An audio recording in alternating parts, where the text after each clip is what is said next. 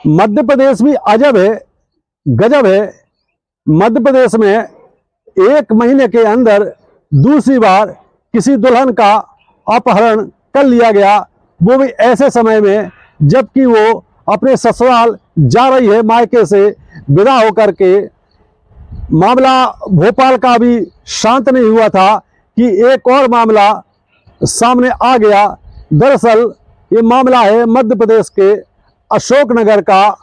अशोकनगर में 2 मार्च 2025 को जैसे ही एसपी को सूचना मिलती है, पुलिस कंट्रोल रूम में सूचना जाती है कि अशोकनगर और गुना के बीच में नेशनल हाईवे पर 2 कार सवारों ने 7 युवकों ने एक दुल्हन का अपहरण कर लिया, तो पुलिस के होश उड़ जाते हैं और कई टीमें पुलिस की तुरंत गठित की जाती है और अपहर्ताओं को और दुल्हन को दबोचने के लिए निकल पड़ती है।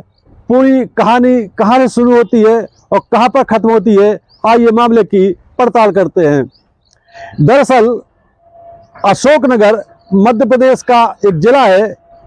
अशोकनगर में 2 मार्च को एक बारात आती है राजस्थान के सवाई माधोपुर से। 2 मार्च को सारी रस्में होती है, जयमाला होती है, बारातियों का स्वागत होता है। इसके बाद 3 मार्च को दुल्हन की विदाई होती है।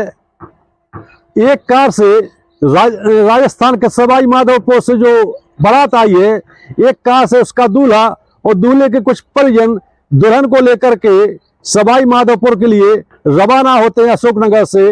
वो अशोकनगर से गुना के लिए निकलते हैं। गुना से इनको राजस्थान के लिए निकलना था और गुना के पास में नेशनल हाईवे पर जैसे ही दूल्हा दुल्हन की कार पहुंचती है तो आगे से 2 कारें इनको ओवरटेक करती है और आगे से कार लगा देती है।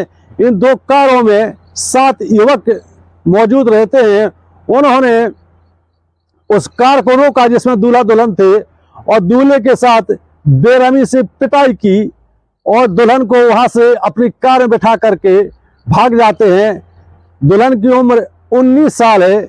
जैसे ही दूल्हा पास की पुलिस थाने पहुंचता है, पुलिस कंट्रोल रूम को सूचित करता है।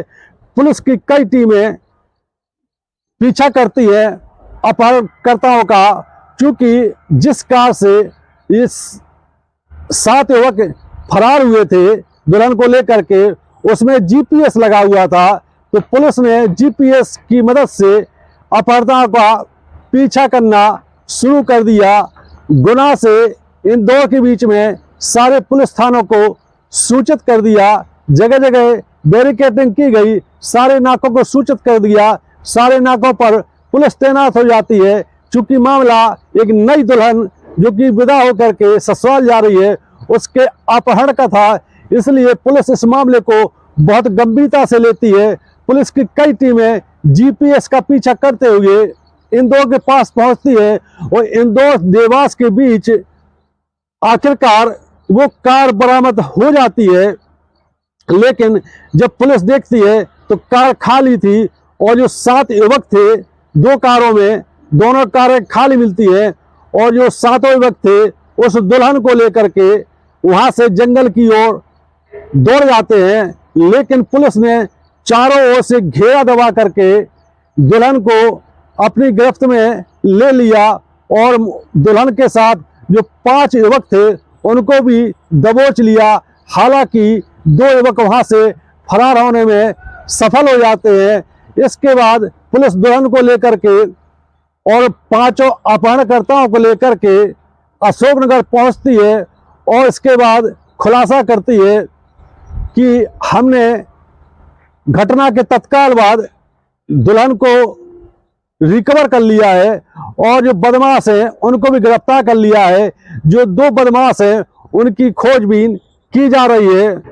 पुलिस ने जब मामले की और पड़ताल की तो दूल्हे ने बताया कि जब ये अपहरणकर्ताओं ने मेरी कार के आगे अपनी कार लगाई और मेरे साथ मारपीट की तो दुल्हन बहुत चिल्ला चिल्ला के बोल रही थी कि आकाश इसको मत मारो, मतलब दूल्हे को मत मारो।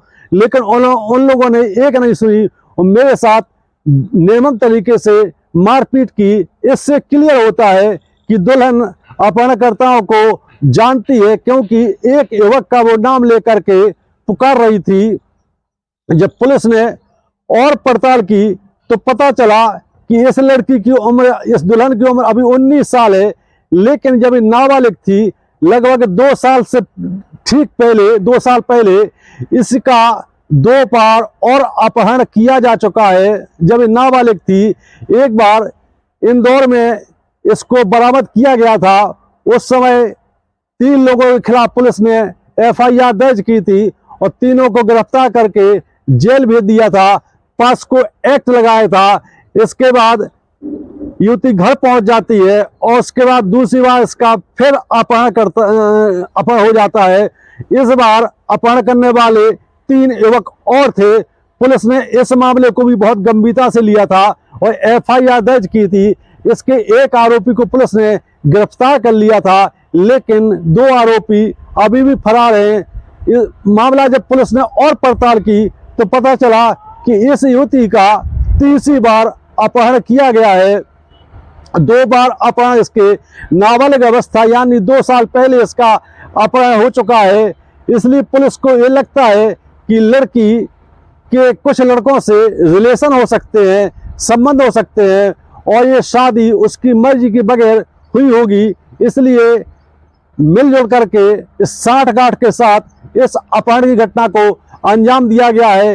इधर दूल्हे ने पुलिस को बताया कि बताइए इसमें मेरा क्या दोष है।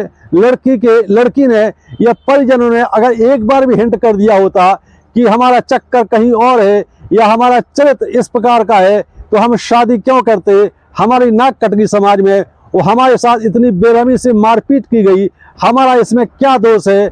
आखिरकार पुलिस ने 5 अपहरणकर्ताओं को गिरफ्तार करके जेल भेज दिया और दुल्हन को उनके माता पिता को सौंप दिया। दूल्हा अपने राजस्थान के सवाई माधोपुर परिजनों के साथ घायल अवस्था में रवाना हो जाता है।